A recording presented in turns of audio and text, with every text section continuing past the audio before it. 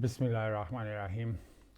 So I've been speaking to you a lot about quoting sources when one's quoting a report or one's referring to some research which some person has done. So today I'd like to talk more about the source itself. And obviously to quote that source, the source has to be identified in the first place. So I'd like to talk more about identification of a person who's transmitting knowledge. You'll be aware of a saying of I think it's Ibn Sirin, rahmatullah alayh, which is quoted in Mishkat, and inna haza al-ilmu dinun. This knowledge this knowledge which you are transmitting is religion. Fanzuru amman ta'khudhu dinakum. So be careful from whom you receive your knowledge. So one must be careful. So that person who is transmitting knowledge should be very careful to identify himself or herself very, very carefully and meticulously. And so I just thought about this the other day because I went through a book. Many of you who perhaps follow my Twitter handle or X handle will know that I've reviewed recently quite an important book which has come out. It was published, written by the Chief Justice of Afghanistan, of the Islamic Emirate of Afghanistan. So he identified himself very, very well.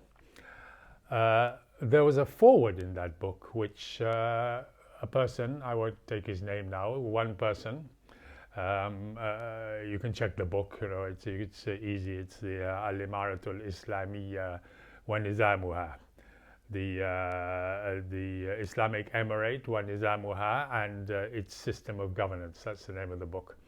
And so there was a foreword in that book which the gentleman gave his name, and but didn't say anything more about himself. And so it was impossible really to identify him. Just a name is not enough. And so I was wondering, because I'd done quite a detailed review of that book, who this person who's written a foreword. The other foreword to the book was written by the supreme leader of the Taliban, whom everybody knows is Hibatullah Akhundzada. So that's fine. He's also identified himself perfectly.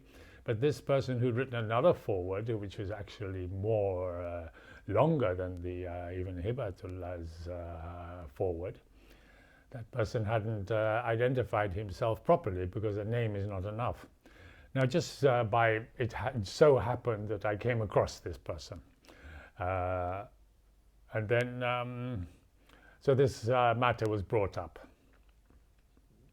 and it transpired that he'd written he had republished that book. He had republished the book, and that's why it was in that capacity that he was writing a foreword.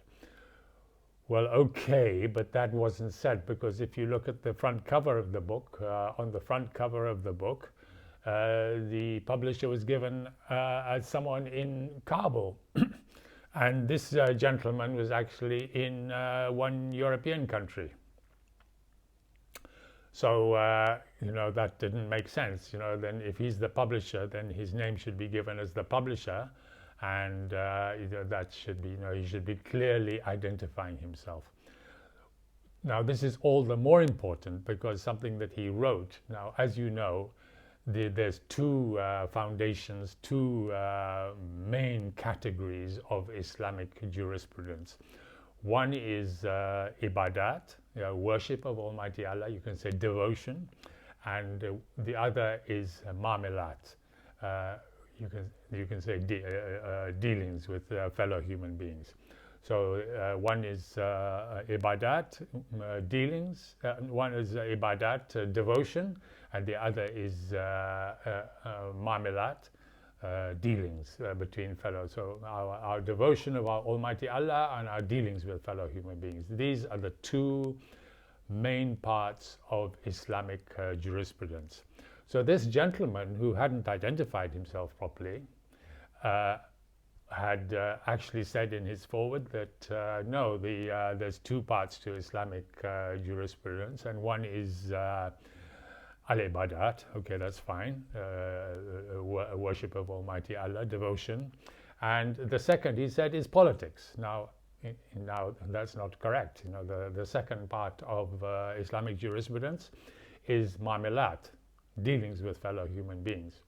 And that's not the same as politics. In fact, as I go in my review of the book, as I go into as I point out, actually politics is not even part of our dealings with fellow human beings. It's what is dealt with in Islamic jurisprudence is governance, not politics per se. And hopefully I'll go into that in my next talk with you or here on YouTube. Wa akhiru da'wana alhamdulillahi rabbil alamin.